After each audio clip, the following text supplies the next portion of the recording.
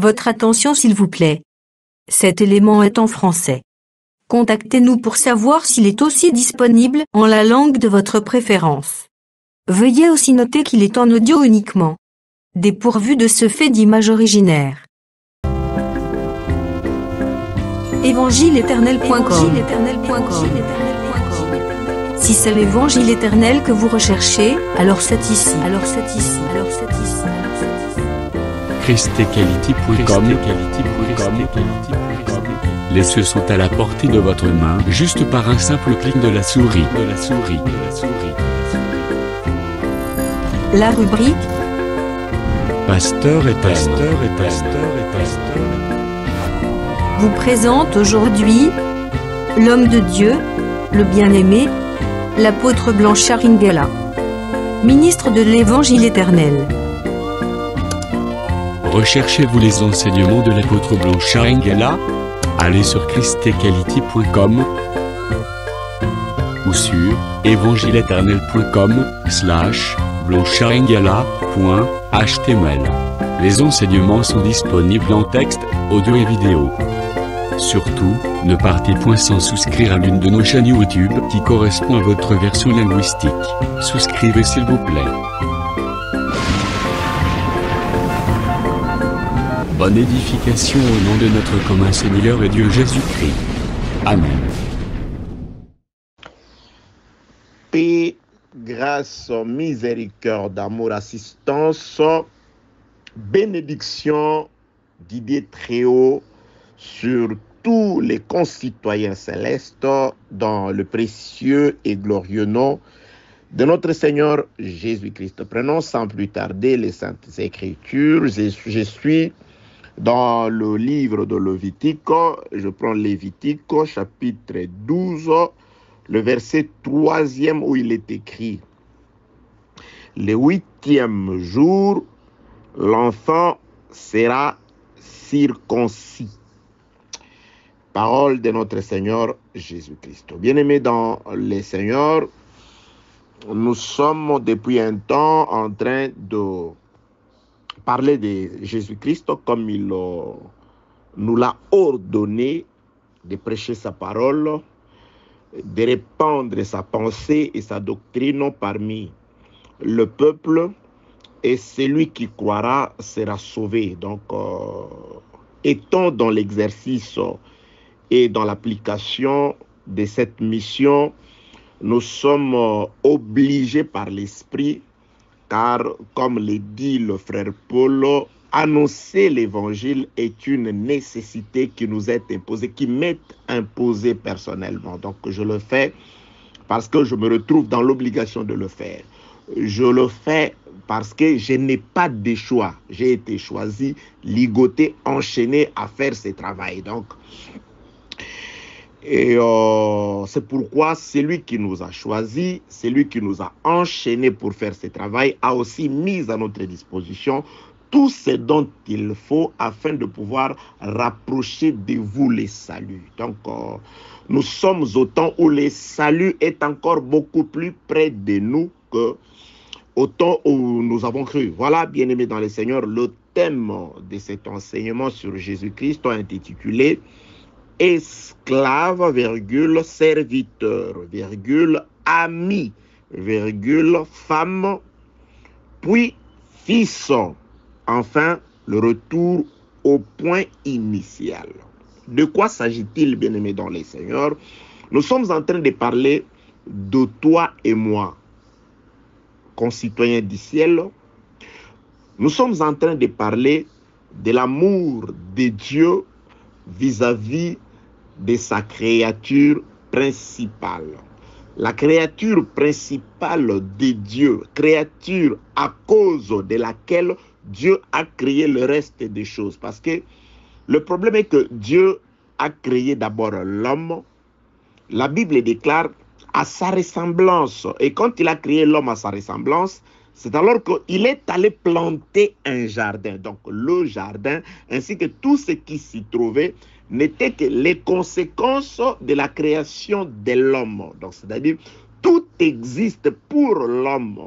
C'est la raison pour laquelle, bien-aimé dans le Seigneur, je m'en vais t'exhorter, j'en profite pour t'exhorter, afin que tu puisses avoir la foi selon laquelle tout a été créé pour lui, Dieu. Et étant en Jésus-Christ, donc tout a été créé pour nous. Ça, c'est les Écritures qui le disent. Tout a été créé pour lui, par lui et en lui. Dieu a créé Adam et il est allé planter un jardin dans lequel il a fait pousser toute espèce d'arbres fruitiers. Donc ça, c'était pour l'homme. Tout a été créé pour être assujetti par l'homme. Tout a été créé pour être au service de l'homme. Tout a été créé afin que l'homme domine sur tout ce que Dieu a créé. Donc, le maître sur la terre, c'est l'homme. C'est pourquoi l'homme ayant péché, il a perdu cette maîtrise, cette autorité, cette supériorité, cette domination. Il a perdu la ressemblance avec Dieu. Et Jésus-Christ, bref, quand il vient pour restaurer. Quand on parle de la restauration, c'est-à-dire Jésus-Christ vient ramener l'homme au point initial, vient ramener l'homme à son pouvoir initial, vient ramener l'homme à la raison pour laquelle Dieu l'avait créé. Dieu a créé l'homme pour dominer. Dieu a créé l'homme pour ne pas être effrayé, mais pour effrayer. Dieu a créé l'homme pour ne pas être dominé, mais pour dominer. Dieu a créé l'homme pour ne pas être dirigé, mais pour diriger. Que la paix, la grâce et la miséricorde de Dieu soient avec vous. Bien aimés, ça, ce sont des requêtes de prière. Et je voudrais toujours, comme d'habitude, s'aimer en toi un esprit de révolte, bien-aimé, allez Seigneur. Que tu te rendes compte de la raison pour laquelle Dieu a créé l'homme. Là, je suis en train de parler de l'homme que Dieu a créé au point initial, au commencement. Et nous sommes en train de marcher dans les Écritures afin de voir comment est-ce que Dieu a fait pour amener l'homme au point initial. Je répète, au point initial, l'homme a été créé pour dominer. Au point initial, l'homme a été créé pour diriger. Au point initial, l'homme a été créé pour qu'il soit l'objet de foi et de crainte pour tout animal de la terre. Bien-aimé, ça, Dieu le répète à Noé ainsi qu'à sa famille quand il sort. Ils sortent de l'arche. Dieu leur dit, vous serez, vous les hommes, les objets de peur et de froid pour tous les animaux. Bien aimé, les animaux doivent avoir peur de l'homme. Et quand je parle des animaux, ne vois pas tout simplement ton chien. Je parle de toute espèce d'animal. Les animaux normaux, naturels que nous connaissons, et les animaux comme des hommes qui n'ont pas l'esprit de Christ. Les sorciers, ce sont des animaux aux yeux de Dieu. C'est des hommes animaux. Donc ils doivent avoir peur de toi. Tu dois être pour eux un objet de froid et de crainte. Ils doivent te craindre. Ils doivent trembler devant toi. C'est pourquoi lorsque Adam, le véritable Adam, est arrivé sur la terre, Adam, le véritable, c'est-à-dire l'homme initial, quand il est arrivé sur la terre, quand il marchait, les animaux tremblaient. Il était pour les animaux un objet de crainte, de tremblement et de froid, à tel enseigne que les animaux pouvaient dire, nous savons qui tu es. Tu es le Christ de Dieu et tu es venu pour nous perdre. Il leur fermait la bouche. Il les ordonnait. À tel enseigne que les autres animaux sous forme des hommes appelés pharisiens pouvaient s'approcher de lui pour dire, dis-nous, d'où te vient cette autorité? Vous voyez? D'où te vient cette autorité? C'est-à-dire, la Bible confirme que lui, il ne prêchait pas comme les animaux, comme les pharisiens et les scribes, qui n'avaient pas l'esprit de Dieu, mais il prêchait avec autorité. Vous voyez, bien-aimés dans le Seigneur, c'est pourquoi nous l'avons toujours dit. Notre prédication n'est pas seulement basée sur des raisonnements, sur, comment ça s'appelle? Nous ne sommes pas des philosophes, nous ne faisons pas la philosophie, nous ne faisons pas de la rhétorique, l'art de bien parler, nous ne faisons pas, ce ne sont pas des syllogismes. Adam était fils de Dieu, or Adam donc. Non, ça c'est facile, ça c'est des raccourcis. C'est le chemin qui passe par le pays des Philistins, il est dangereux. Des prédications à raccourcis, ce n'est pas ce que nous faisons. Mais par ce que nous disons, le Saint-Esprit prouve la démonstration de la puissance de l'Esprit.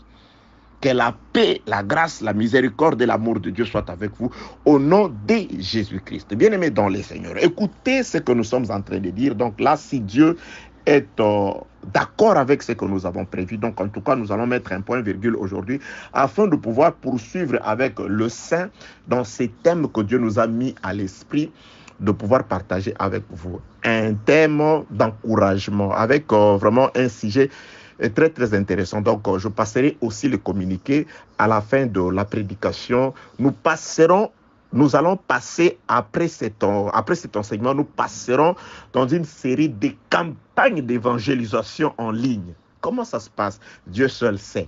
Mais je vous dis que vous et moi, nous allons évangéliser les gens, comme vous l'avez toujours fait. C'est une bonne chose de partager les audios, mais à travers cette fois-ci, nous allons nous convenir que nous irons dans une campagne d'évangélisation en ligne. Que la paix, la grâce, la miséricorde, l'amour, la grâce, l'assistance de Dieu dans ta vie, au nom de Jésus-Christ. Bien-aimé dans le Seigneur.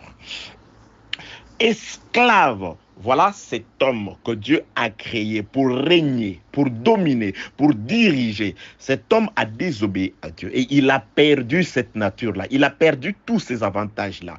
Au lieu de diriger, l'homme s'est laissé diriger par les serpents, par la mort, par les esprits impurs, par la domination des nations et consorts. Celui à qui Dieu a donné l'autorité, le pouvoir, la maîtrise de toutes choses, il est devenu la nourriture du serpent. Tu redeviendras la poussière et les serpents, tu mangeras la poussière. Tu vois, l'homme du maître qu'il était, il est descendu jusqu'au niveau de devenir un esclave. C'est ce que je nous ai toujours dit et enseigné. Bien-aimé dans le Seigneur, la désobéissance à la parole de Dieu, que tu la pratiques en cachette ou à ciel ouvert, parce qu'il y a des gens qui sont comme ça, ils disent, bon, moi je fais ça, moi je n'ai pas peur de quelqu'un, moi j'ai peur de Dieu. Bien-aimé, si tu ne respectes pas celui qui te prêche la parole, que Dieu a envoyé sur la terre, et quel est ce Dieu que tu vas respecter? Si tu ne respectes pas, tu n'honores pas les conducteurs, parce que la Bible déclare, honorez ceux qui vous conduisent dans le Seigneur, car ils rendront compte de vos âmes. Si tu ne sais pas honorer celui qui t'apporte le vrai évangile, la parole de Dieu, l'honore pas. C'est Dieu que tu ne vois pas que tu vas honorer. Oui, il y a des gens qui sont courageux, croyant être, je ne sais pas, moi je ne suis pas hypocrite. Non, ce n'est pas ça, bien-aimé dans le Seigneur. Ce n'est pas ça, ne pas être hypocrite. Tu es encore 2 fois plus méchant. Tu as atteint un point de non-retour. Parce que celui qui, peut-être, il dit, non, je ne peux pas faire ceci en présence des gens. Il a quand même une moitié de conscience. Il comprend que ce que je fais n'est pas bien. Je ne peux pas le pratiquer en pleine église ou devant mon pasteur. Il a quand même une moitié de crainte. C'est-à-dire qu'il y a quand même une certaine possibilité qu'il revienne, que Dieu le fortifie par laisser cette faiblesse-là, par se débarrasser de cette faiblesse-là. Mais toi qui es arrivé au niveau, tu n'as même plus le respect de tes frères, tu n'as même plus peur de personne sur la terre. Ah, moi, je ne suis pas hypocrite. Hein. Moi, s'il faut boire, m'enivrer, je le fais en présence de qui que ce soit. Ce n'est pas le pasteur qui est mort pour moi. Ce n'est pas le pasteur qui est mort pour toi, mais c'est la parole que le pasteur t'apporte qui est mort pour toi. Dieu te parle par l'homme. Dieu sauve l'homme par l'homme. C'est pourquoi il a revêtu la chair pour te sauver, pour te dire qu'il continue jusqu'à ce jour à utiliser les hommes pour te sauver. C'est pourquoi tu as droit à respecter, à honorer ceux qui te conduisent et ceux qui se comportent selon la parole, qui t'enseignent la parole. Car ce sont ceux-là, d'après les Écritures, qui rendront compte de ton âme. Que la paix, la grâce et la miséricorde de Dieu soient avec vous. Donc, je suis en train de dire que si vous vous mettez à pratiquer le péché, à vivre dans la désobéissance, bien aimé, c'est un statut privilégieux que vous perdez. La sainteté nous procure la domination. La sainteté nous procure l'autorité. C'est pourquoi Jésus-Christ dit, voici les miracles qui accompagneront ceux qui seront saints, c'est-à-dire ceux qui croiront. La croyance selon Dieu, c'est vie. C'est par la pratique. Voici le miracle qui accompagneront ceux qui auront cru à ma parole. ceux qui s'attacheront à ma parole, ceux qui deviendront une seule chair avec ma parole. Ils feront ceci, ils chasseront les démons. Vous voyez, l'autorité. Jésus-Christ restaure, remet l'autorité à celui qui s'attache à lui. Et quand vous vous détachez du Seigneur, comment se détacher du Seigneur? Mais par le comportement, par la vie. Lorsque vous marchez plutôt, vous vivez en contradiction des paroles du Seigneur. Mais c'est ça, vous détachez de la parole. C'est ça, quitter le ciel pour descendre sur la terre. Nous verrons vraiment toutes ces choses lorsque nous passerons dans la campagne d'évangélisation en ligne, online. Que la paix, la grâce et la miséricorde de Dieu soient avec vous. Je vous aime beaucoup, bien-aimés dans le Seigneur. Oui, je vous aime vraiment. Et ce que je fais, je le fais avec mon cœur parce que je sais qu'il y a quelqu'un qui m'a envoyé faire ce travail et cette personne-là, il ne ment jamais. Il a posé la question. De qui ai-je débiteur? Qu'ils le disent, je le paierai. J'ai la dette de qui? Qu'ils le disent, je le paierai. C'est-à-dire, c'est celui qui sait payer ceux qui travaillent pour lui. Et si je le fais parce que je sais que je recevrai certainement un salaire de mon employeur. Il me connaît. Il m'a appelé. Il m'a mis dans ce travail et il me payera. Il doit me payer. L'essentiel pour moi est que je lui sois fidèle, et que je sois fidèle, et que je reste à mon poste, et que je fasse exactement ce qu'il m'a demandé de faire. Mon salaire est assuré. Si ça traîne, quand il va faire les rappels, les arriérés, ça va être terrible. Alléluia. Bien-aimé dans le Seigneur, servir Dieu a toujours un salaire. Pas seulement la vie éternelle, mais aussi sur la terre.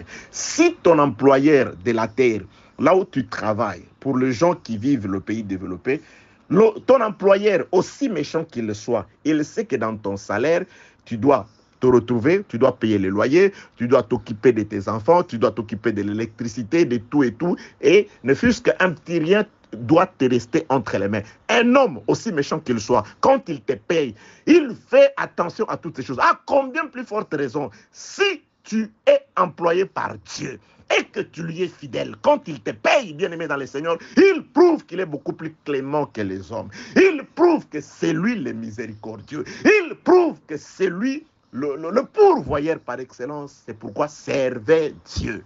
Vous servirez l'Éternel, avait-il dit. L'Éternel, votre Dieu, vous bénira. Ça, c'est la parole de Dieu. Quiconque la pratique et met en elle la foi, il vivra par cette parole-là. Il verra la gloire de Dieu. Tout ce que je vous dis, c'est parce que j'ai cru à toutes ces paroles. C'est parce que c'est la raison pour laquelle je vous l'annonce avec tant de ferveur. Dieu est juste. Dieu est vrai. Quoiqu'il est esprit, je le répète, je vous présente Dieu, le Saint-Esprit. Cet esprit qui bouge le matériel. Cet esprit qui bouge ce qui est matériel. Cet esprit qui transforme ce qui est physique. Cet esprit par lequel toute chose a été créée.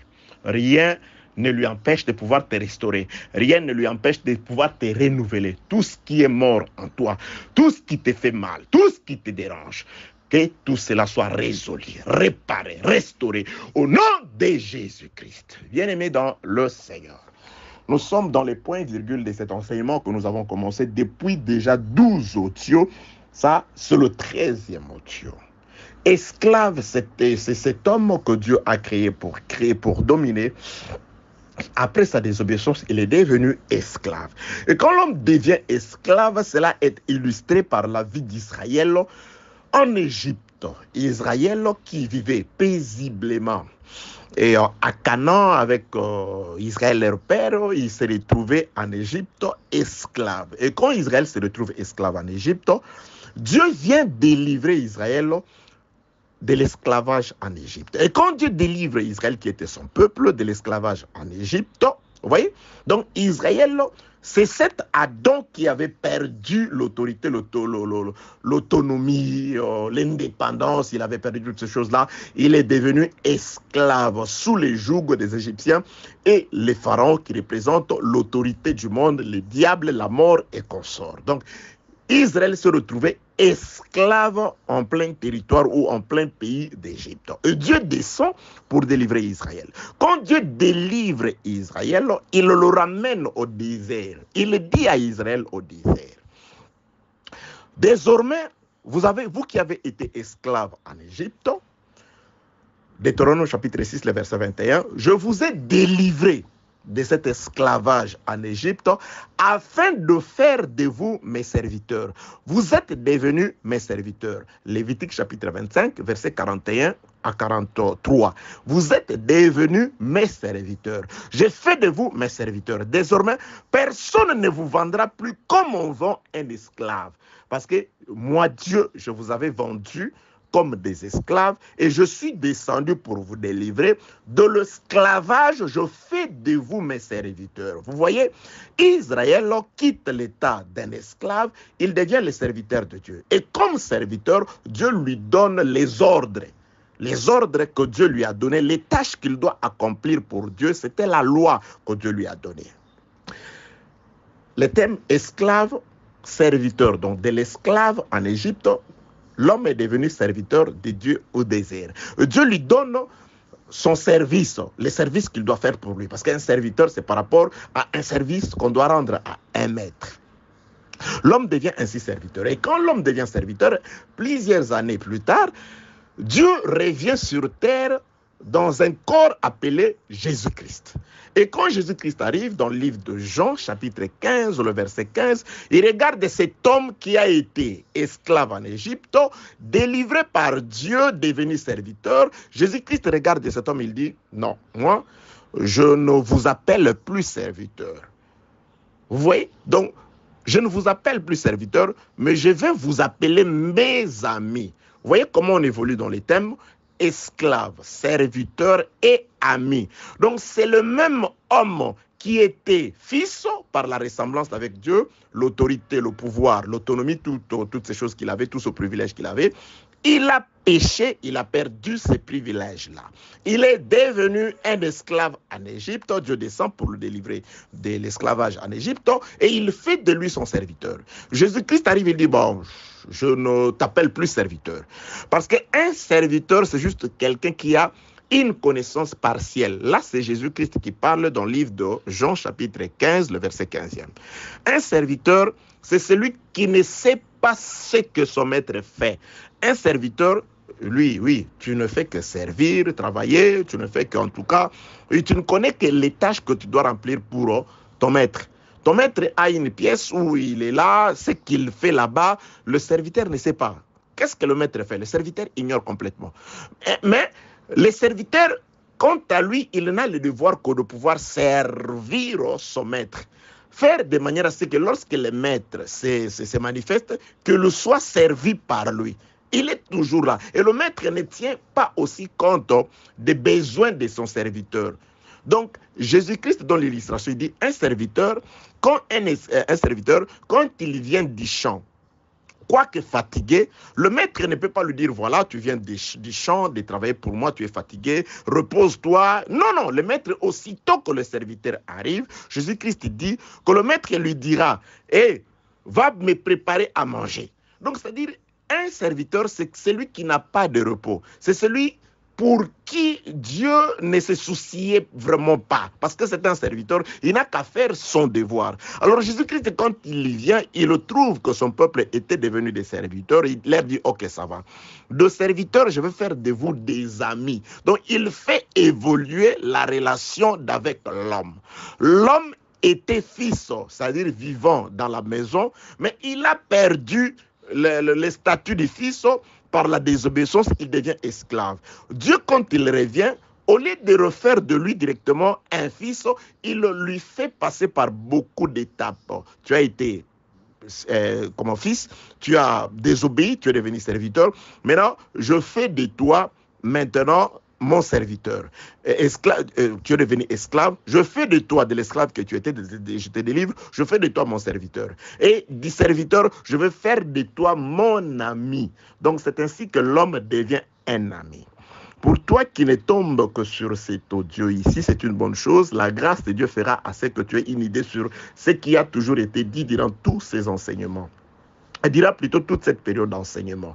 Mais je te conseillerais de pouvoir rechercher le 12 ou les 13 précédents audios, en tout cas, ils tesseront ces audios-là d'une importance vraiment capitale si tu trouves que ce qui est en train d'être dit à travers cet enseignement est aussi important et salutaire pour toi. Que la paix, la grâce, la miséricorde, l'assistance, l'amour, la protection et la bénédiction de Dieu soient les partages de tous mes compatriotes célestes au nom de Jésus-Christ. L'esclave devient ami de Dieu, ami de Christ. Et Christ doit faire quelque chose. Il dit, un ami aussi a des limites. Quoi qu'on lui dit des révélations, on lui enseigne des choses, mais je dois faire quelque chose. Il va accepter de mourir pour son ami. Jean 15, 13. Le plus grand amour, c'est celui de donner sa vie pour ses amis. Jésus-Christ va s'offrir à la croix. Il va accepter d'être blessé pour son ami afin d'accomplir ce qui est écrit dans le livre des Proverbes, chapitre 27. Les blessures d'un ami prouvent sa fidélité. Donc, pour prouver la fidélité à l'égard de celui qui était esclave, qui a été délivré et devenu serviteur, que lui, Jésus, a fait ami, pour prouver sa fidélité vis-à-vis de son ami, il doit employer le Lévitique ou mettre en pratique Lévitique au chapitre 27. Comment ? Il accepte d'être blessé. Le blessure, Jésus-Christ a été blessé à la croix, dit le frère Isaïe, à cause de nos iniquités. Donc là, le frère Isaïe fait allusion à sa mort. C'est par sa mort que Jésus-Christ a prouvé sa fidélité. C'est pourquoi je nous ai toujours prêché cet évangile sur lequel le frère Paul a insisté. L'évangile de la croix, l'évangile des blessures de Jésus, l'évangile de la mort de Jésus-Christ. Car c'est l'évangile qui manifeste la fidélité de Dieu vis-à-vis de l'homme. Les blessures d'un ami ont été manifestées à la croix. Il a accepté d'être blessé pour prouver sa fidélité aujourd'hui. S'il acceptait de mourir, comme dit le frère Paul, Dieu qui n'a pas épargné son propre fils, Jésus-Christ, il l'a livré en sacrifice pour nous. Ne nous donnera-t-il pas toutes choses avec lui? Bien-aimé dans le Seigneur, l'œuvre de la croix m'a toujours rassuré. Quelle que soit la période que je traverse, quelles que soient les difficultés qui inondent ma vie, pensons à l'œuvre de la croix, qu'il n'a pas accepté, il n'a pas épargné sa vie. Il a donné sa vie. Parce qu'il avait dit, personne ne me prend ma vie. Je la donne parce que j'ai le pouvoir de la récupérer. Il a accepté d'être blessé. Je dois vivre la fidélité de Dieu. Je dois vivre dans ma vie la fidélité de Dieu. Si je m'accroche à Dieu à travers l'évangile de la croix, si je m'accroche à Dieu à travers l'évangile du salut, qui part par les sacrifices de Jésus-Christ, celui qui s'est sacrifié comme un agneau sans défaut, un lion qui est parti d'une extrémité, de l'extrémité de la force, de l'extrémité de la puissance vers l'autre extrémité, c'est-à-dire d'un agneau, afin de se faire immoler, afin de se faire blesser pour prouver la fidélité. Que la fidélité de Dieu soit manifeste dans ta vie. Au nom de Jésus-Christ, que la fidélité de Dieu soit manifeste dans ta vie, dans ton existence, dans ton foyer, dans ta famille, dans tout ce que tu fais, dans tes entreprises, dans tes projets. Au nom de Jésus-Christ. Gloire à Dieu. C'est pourquoi j'ai dit, cet évangile est la démonstration de la puissance de Dieu. Oui, bien-aimé dans le Seigneur. Jésus-Christ, quand tu le meurs, quand il accepte de se blesser, il prouve la fidélité. À cet instant-là, celui qui n'était que son ami devient sa femme. Donc nous l'avons vraiment parlé plutôt en long et en large sur comment l'ami devient une femme. Qu'est-ce qui se passe lorsque l'ami doit devenir la femme, le passage de la femme. Parce que la femme, le privilège de la femme est que non seulement la femme a la connaissance comme l'ami, non seulement la femme sert Dieu comme le serviteur, non seulement la femme est esclave de Dieu, mais aussi la femme bénéficie de l'amour inconditionnel de son mari. Bien-aimé, le privilège de faire partie de l'Église, c'est l'amour. La bannière qu'il dresse, je n'ai pas eu vraiment assez de temps pour vous parler de la femme, car il y a beaucoup de choses. La bannière, dit la Soulamite, la femme de Salomon, la bannière qu'il élève sur la femme, c'est l'amour. Bien-aimés dans le Seigneur, dans la maison du vin, la bannière, le drapeau qui couvre la femme, c'est l'amour. Si Jésus est mort réellement pour toi, si tu peux manifester l'œuvre de la mort de Jésus-Christ dans ta vie, sache que Jésus-Christ, son amour, c'est la bannière. L'amour sur lequel ou duquel il est écrit dans le livre des Cantiques, cet amour qui est plus fort que la mort. À cause de cet amour, il n'a pas eu peur de la mort. Il nous a tellement aimé qu'il a accepté de mourir pour nous, qu'il a accepté de donner en sacrifice tout ce qu'il avait. Parce que la Bible déclare, Jésus-Christ donne un proverbe, il dit, un homme qui a trouvé un champ qui comporte un trésor. Vous savez la bêtise que cet homme fait? La Bible déclare, cet homme va vendre tout ce qu'il a afin de s'enquérir ces champs-là. Donc, il va vendre tout ce qu'il a. Donc, Jésus-Christ, quand il nous a trouvé cette femme, cet ami, quand il nous a trouvé, il a écouté une femme cananéenne parler, une étrangère. Jésus-Christ a dit non, non, non. Pareille foi, je ne l'ai jamais trouvé sur tous les territoires israélites. Il a écouté Jésus-Christ. Un centenier romain parlait, il a dit non, non, non, non, non, non. Une fois pareil, je ne l'ai jamais trouvé en Israël. À cause de la foi qui est le trésor que Dieu a trouvé chez les centeniers romains, chez la femme syro-phénicienne, la cananéenne, des étrangers, Jésus-Christ dit, ça c'est les champs que moi je dois acheter. Mais pour acheter ces champs, je dois vendre tout ce que j'ai. Qu'est-ce qu'il avait? Jésus-Christ sur la terre. Il n'avait ni maison, il n'avait pas de building, il n'avait rien. Tout ce qu'il avait, c'est sa vie. C'est pourquoi il a accepté à Golgotha de vendre sa vie. Quand il demandait à Judas, ce que tu as à faire, fais-le.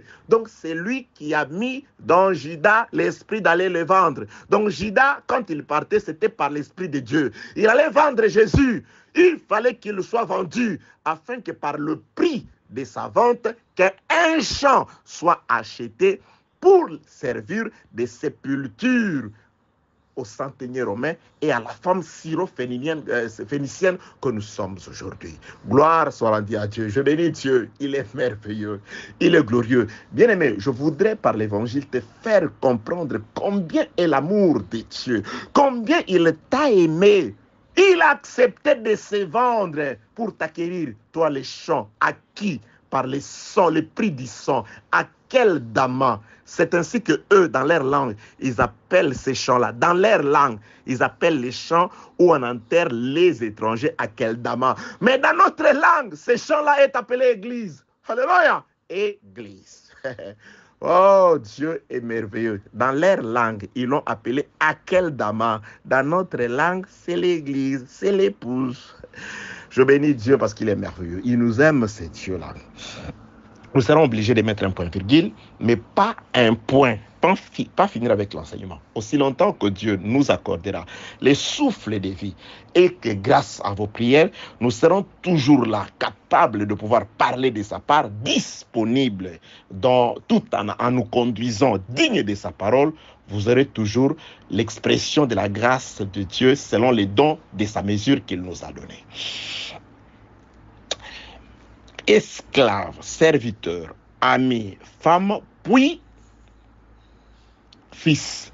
Donc, lorsque on devient la femme, la bannière, c'est l'amour. C'est-à-dire la femme, c'est l'expression de l'amour. C'est pourquoi lorsque nous sommes églises, bien aimé, parfois, je m'excuse, quand tu pries et que tu es dans des difficultés, il faut dire à ton mari, à ton époux, à celui qui a manifesté la fidélité par sa mort, de pouvoir vraiment manifester que tu es une femme aimée, que tu n'es pas une femme délaissée, que le mari, tes désirs se portent vers lui et qu'il est un mari capable de pouvoir assouvir les désirs de la femme. Il est un mari capable. On doit vivre sa domination dans la femme. Que la paix de Dieu soit avec vous. Je nous confirme, je suis en train de nous transmettre des requêtes, bien-aimés dans les seigneurs.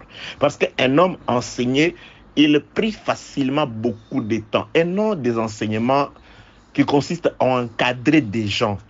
C'est-à-dire, on donne des limites. Non, quand un homme prie, il doit être libre de dire, bien-aimé, si quelqu'un souffre, lorsqu'une personne a perdu quelqu'un de très cher, et quand il pleure, on ne lui met pas des paroles qu'il doit exprimer, non. C'est-à-dire, cette personne pleure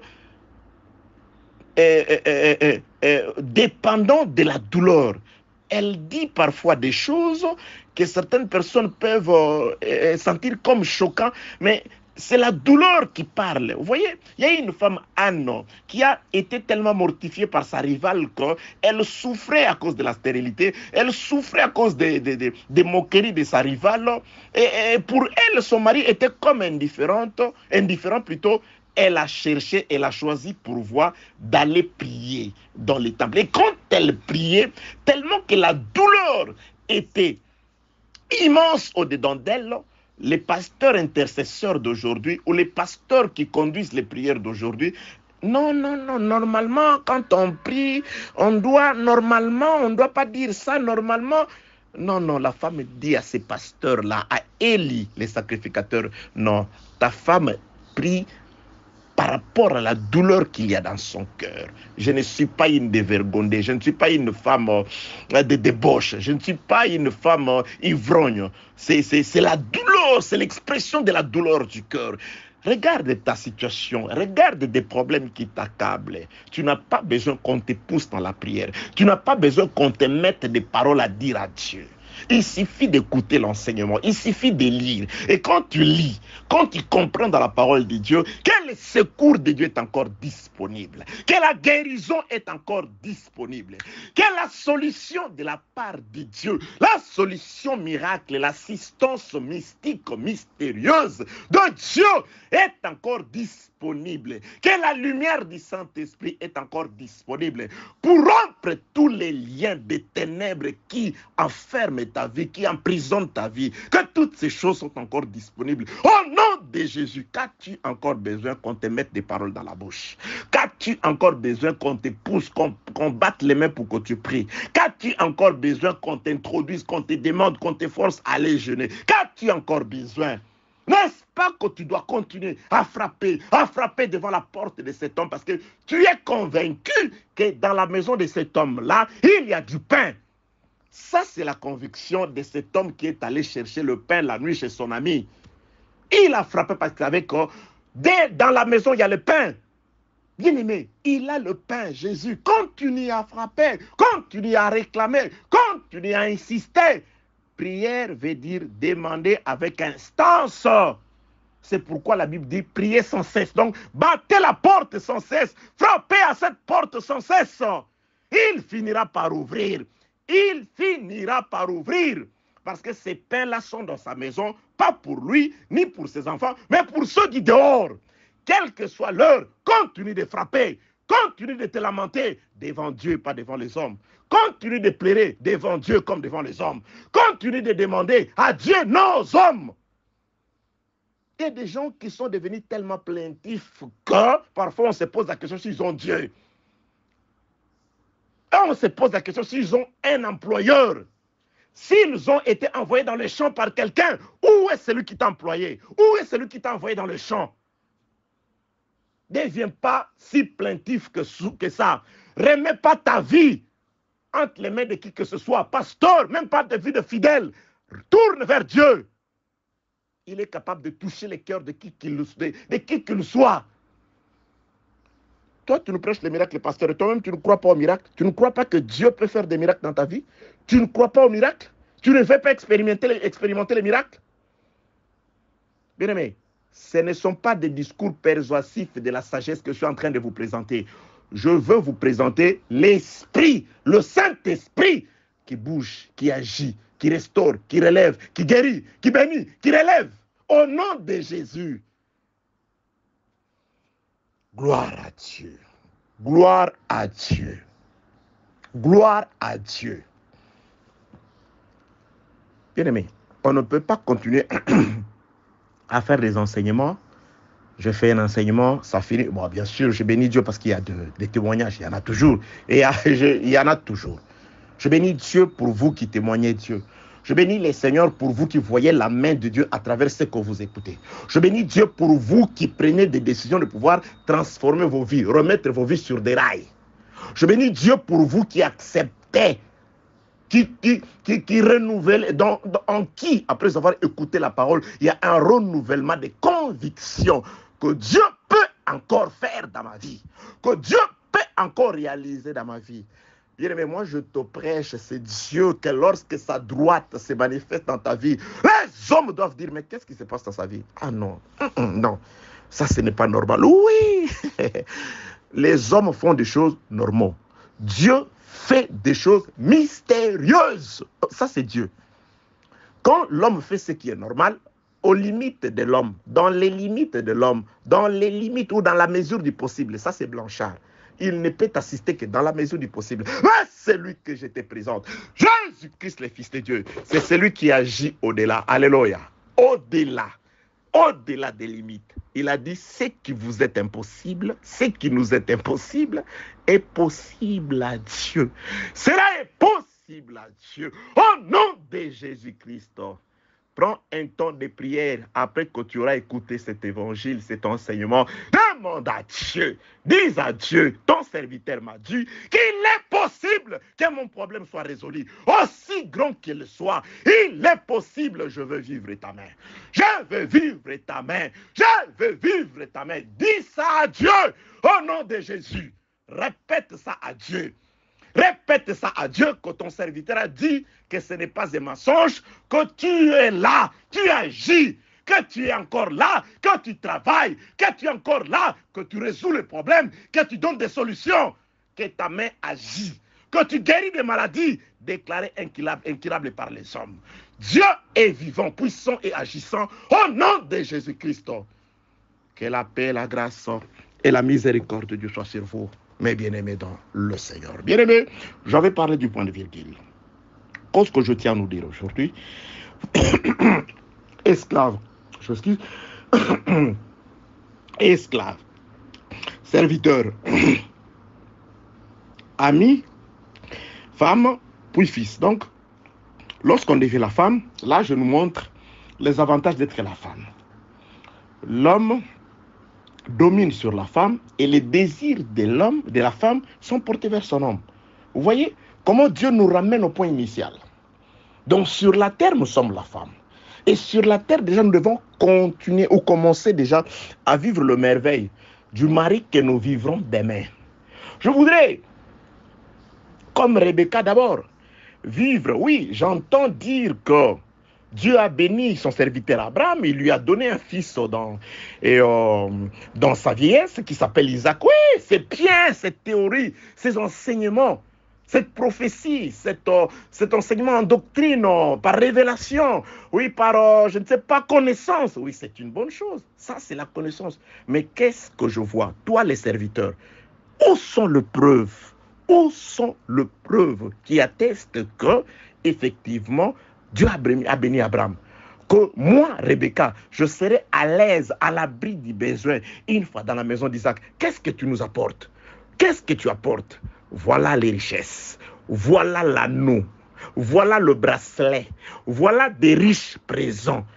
Bien-aimé, sur la terre, Rebecca, dans la maison paternelle, chez son frère, avec son frère là-bas, ils doivent déjà vivre leur richesse. Parce que le plus ancien, quand il quitte la maison de son maître Abraham pour descendre dans le pays de Rebecca, la ville de Rebecca, il ne vient pas me réduire, il ne vient pas seulement avec des discours. Ce ne sont pas seulement des discours, bien sûr, nous prêchons tout ce que nous savons qu'il n'a pas parlé de lui, il a passé par l'Abraham, mais il a démontré, il a montré. Voilà la richesse. Je ne vous parle pas de la richesse, voilà la richesse. Je ne vous parle pas de la puissance, voilà la puissance. Je ne vous parle pas de l'or, voilà l'or. Vous devez vivre la puissance de Dieu. Vous devez vivre le bienfait de Dieu. Jésus-Christ, Seigneur, vraiment, je voudrais que nous puissions aller dans ta maison en ayant toujours des doutes sur ta puissance, sur ton élévation, sur ta gloire, sur ta bonté. Non, Jésus doit nous montrer, il doit faire montre de sa bonté quand on est encore sur la terre, quand on est encore là. Nous devons être rassurés que là où nous allons, oui, c'est un pays où coule le lait et le miel. Voilà la promesse.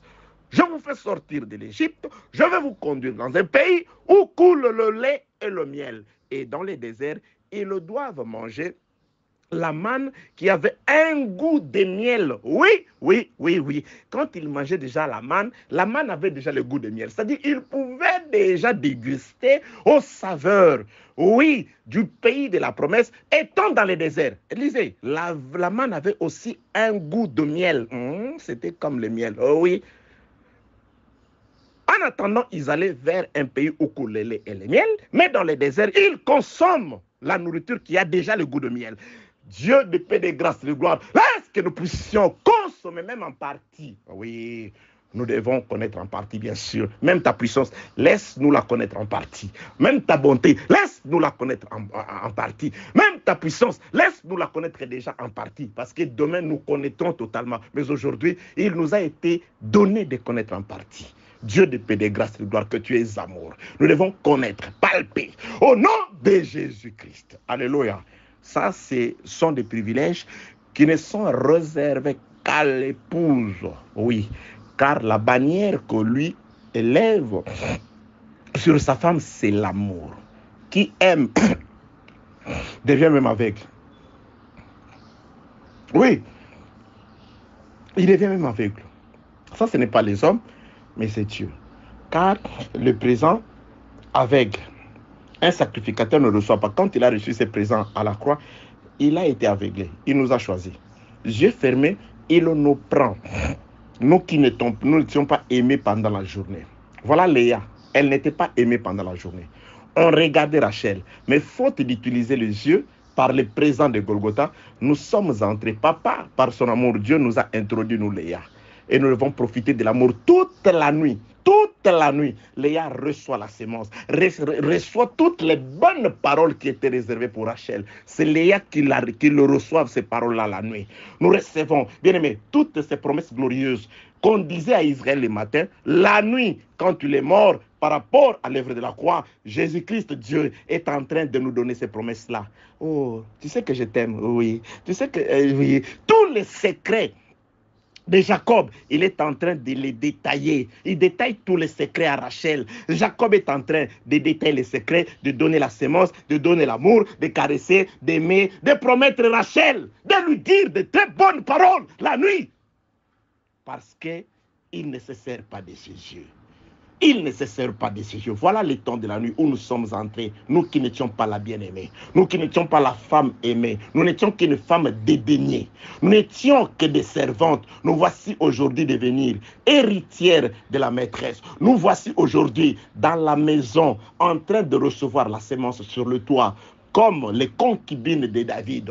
David les négligeait. Quand il est parti, Absalom les a recueillis. Il les a fait monter, pas sur la terre, mais dans les lieux célestes, où l'église, la femme dédaignée d'autrefois, est en train de recevoir la sémence aux yeux essus de tout Israël. Ils voient comment Dieu est en train de nous aimer. Ils doivent voir comment Absalom est en train de nous donner sa sémence. La vie de Dieu, la sémence d'Absalom, c'est la vie de Christ en ces jours, dans l'enseignement. Que Dieu vous bénisse au nom de Jésus-Christ. Ok, bien-aimés, donc, les seigneurs. Donc, esclaves, c'est ce que nous sommes devenus.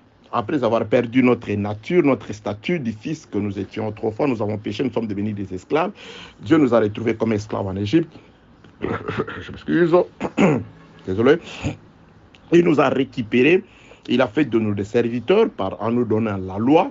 Et Jésus-Christ vient, il nous trouve des serviteurs. Il dit, je ne vous appelle plus serviteurs, mais je vais vous appeler mes amis. Il fait de nous des amis. Il finit par montrer sa fidélité en acceptant de se sacrifier pour son ami. Et quand il se sacrifie pour son ami, l'ami revêt une autre nature, un autre statut. L'ami devient sa femme. Donc nous sommes la femme aujourd'hui. Et comme la femme, il va montrer à la femme l'amour au-delà du plus grand amour, au-delà de l'amour qu'il pouvait avoir pour son ami, pour son serviteur, ainsi que pour l'esclave. Donc la femme, c'est le central de l'amour de l'homme. La femme, c'est le reflet de la bonté, de la grâce, de l'amour, de l'intelligence, de la sagesse, ainsi que de la puissance et de la bénédiction de l'homme. On voit toutes ces choses par la femme. Que la paix, la grâce et la miséricorde de Dieu soient avec vous. Donc, la femme, lorsque la femme, on devient la femme, Éphésiens chapitre 4, à partir du verset 11 jusqu'au 13e verset, nous dit que comme femme, il doit maintenant, à travers le ministère, nous donner la stature parfaite à l'état du Fils. C'est-à-dire, la femme doit petit à petit devenir comme l'homme. C'est ce que je veux dire aujourd'hui. Bon, je l'avais déjà dit. Donc, lorsque nous sommes la femme, dans son amour, il est en train de nous préparer. Il est en train de nous préparer. Il est en train de nous préparer afin de devenir comme l'homme. C'est-à-dire de redevenir les fils. La femme doit redevenir le fils. L'enseignement doit nous faire atteindre, doit nous donner la nature du fils, l'image du fils. Car je donnais une écriture que j'avais lue de Lévitique qui dit que en Israël, lorsqu'un homme, attendez, je vais chercher le passage d'écriture, en Israël, lorsqu'une femme mettait au monde, dans Lévitique chapitre 12, le verset 3e, le 8e jour, l'enfant sera circoncis. Je prends deux autres versets des Écritures. Je crois Luc, là où on parle de Jean-Baptiste ainsi que de Jésus-Christ. Luc chapitre 2e. On parle de la circoncision dans la vie de Jean-Baptiste et dans la vie de Jésus-Christ. Luc chapitre 2e. Mais bien aimés, je voudrais vraiment nous dire que nous devons expérimenter la puissance de Dieu. Je suis dans le livre de Luc chapitre, je lis Luc chapitre 1er, le verset 59e, à partir de Jean, en ce qui concerne Jean-Baptiste, Luc 1er, 59, il est écrit, le 8e jour, ils vinrent pour circoncire l'enfant et ils l'appelèrent Zacharie du nom de son père. Je prends un deuxième témoin, Luc chapitre 2e, le verset, Luc 2, 21. Le 8e jour auquel l'enfant devrait être circoncis étant arrivé, on lui donna le nom de Jésus, nom qu'avait indiqué l'ange avant qu'il le fût conçu dans les seins de sa mère. Donc, Lévitique chapitre 12 ordonne que au 8e jour, tout enfant mâle doit être circoncis. La circoncision, vous le savez, c'est tout simplement l'enlèvement de la partie du sexe du mâle qu'on appelle prépuce, c'est-à-dire séparer le sexe de la prépuce, c'est ça la circoncision. Ça se faisait selon la loi le 8e jour. Alors je suis allé dans le livre de Luc 1 et 2 pour dire, en marge de la circoncision, en Israël, on faisait la circoncision et la circoncision était accompagnée d'une autre cérémonie ou d'un autre événement. C'était, on donnait à l'enfant les noms. Je prends l'exemple de Jésus. L'exemple de Jean-Baptiste est un enseignement, un autre enseignement. Je prends très profond. Je prends encore l'exemple de Jésus-Christ. La Bible déclare, le 8e jour, on a conduit Jésus dans... Le 8e jour où l'enfant devait être circoncis était arrivé, on lui donne, c'est-à-dire, lorsqu'on circoncis Jésus, on lui donne les noms. Et la Bible déclare, ce nom-là, c'est le nom qui avait été donné avant que Jésus-Christ ne soit conçu. Donc, c'est-à-dire, on ramène le nom d'avant la conception. Donc, avant que Jésus ne soit conçu, le nom qui avait été indiqué, c'était le nom de Jésus, avant que l'enfant soit conçu. Mais il a été conçu, ce nom n'a pas été donné. Le jour où on les circoncis, qu'est-ce qu'on fait? Premièrement, on sépare le corps de la prépuce et deuxièmement, on lui donne les noms. Pas un nom au hasard, pas un nom inventé, mais on donne à Jésus un nom qui a existé avant la conception, avant qu'il ne soit conçu dans le ventre de Marie, ces noms-là existaient déjà. C'est les noms d'avant la conception qui va retrouver Jésus le 8e jour de la circoncision. Pourquoi est-ce que je suis en train d'insister? Parce que le frère Paul dit quelque chose. Il dit, Dieu m'a connu. Il m'avait déjà mis à part avant que je ne sois conçu dans le ventre maternel. Donc, il existe une vie avant la conception et la vie après la conception. Donc, Jésus, le nom qu'il prend le 8e jour, c'est un nom qui vient de l'éternité. C'est-à-dire, la conception, c'est Jésus qui entre dans les temps, dans les ventres. Mais avant qu'il ne soit conçu, d'après Luc chapitre 2, verset 21, le 8e jour auquel l'enfant devait être circoncis étant arrivé, on lui donna le nom de Jésus, nom qu'avait indiqué l'ange avant qu'il fût conçu dans le sein maternel. Avant la conception, le nom existait. Et quand l'enfant vint dans le monde, il a été conçu, il passa les temps dans le ventre, il sort, il est né, il passe 7 jours de manière anonyme. Donc en Israël, l'enfant restait 7 jours de manière anonyme, sans nom.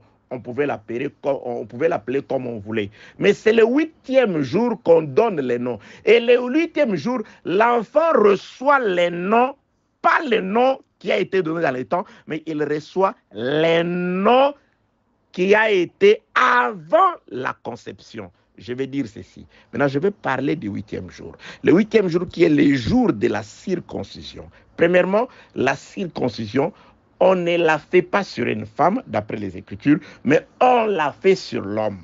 Donc, il faut d'abord être un homme. C'est pourquoi je dis ceci.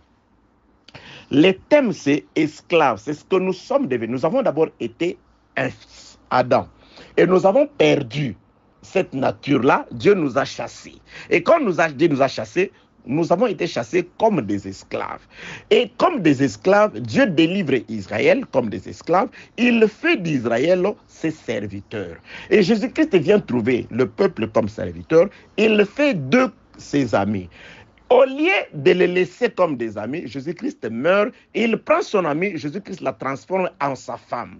L'ami devient la femme après la mort de Jésus. Après l'œuvre de la croix, l'ami devient la femme. Et lorsque l'ami devient la femme, comme pour que la femme retrouve l'identité d'avant la conception, avant l'avènement dans le monde, la femme ne peut pas rester la femme. C'est-à-dire, si nous restons seulement la femme, dans la nature de la femme, il nous sera difficile, premièrement, d'être circoncis.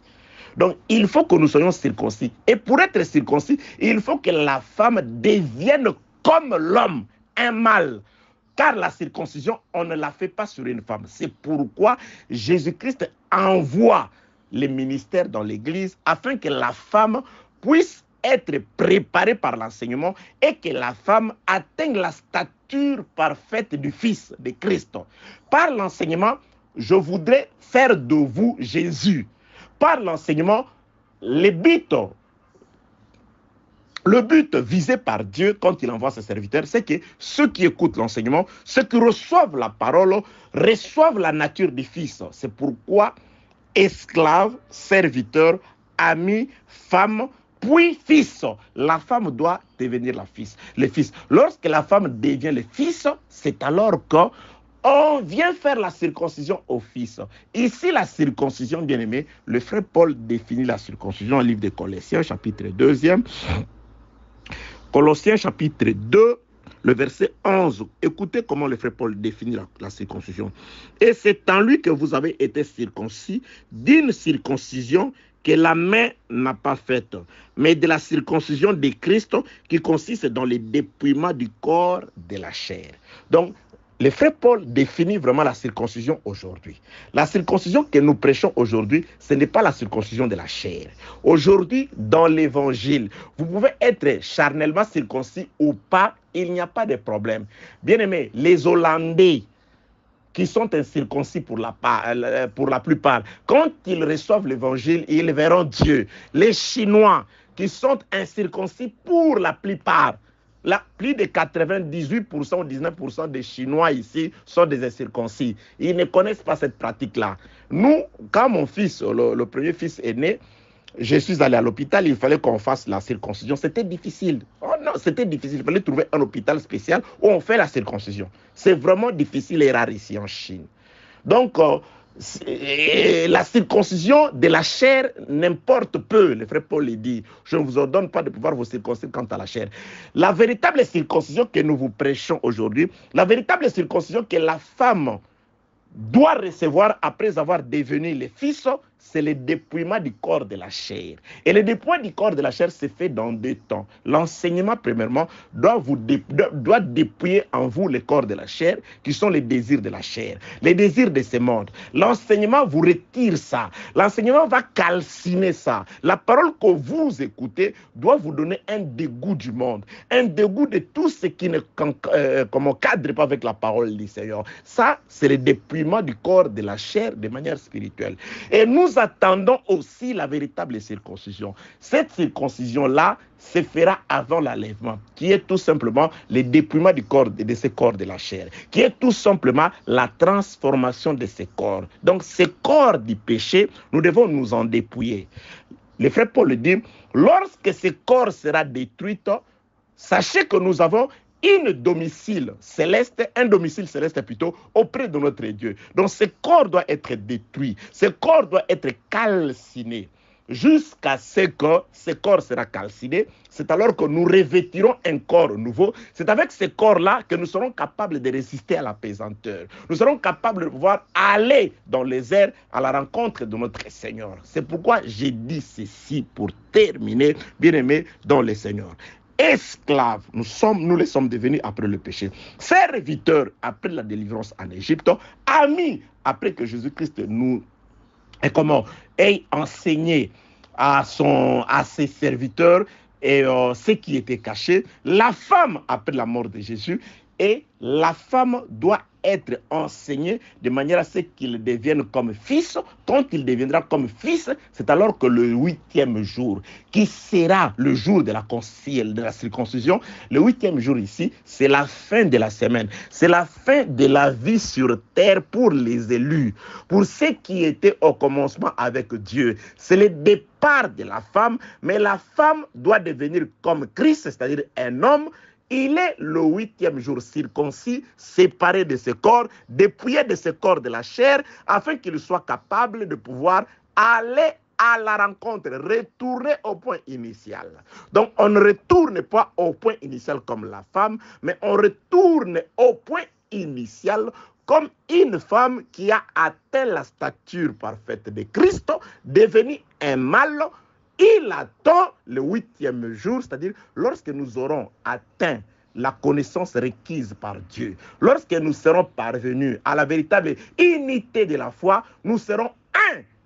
Il s'accomplira ce que le frère Adam a prophétisé.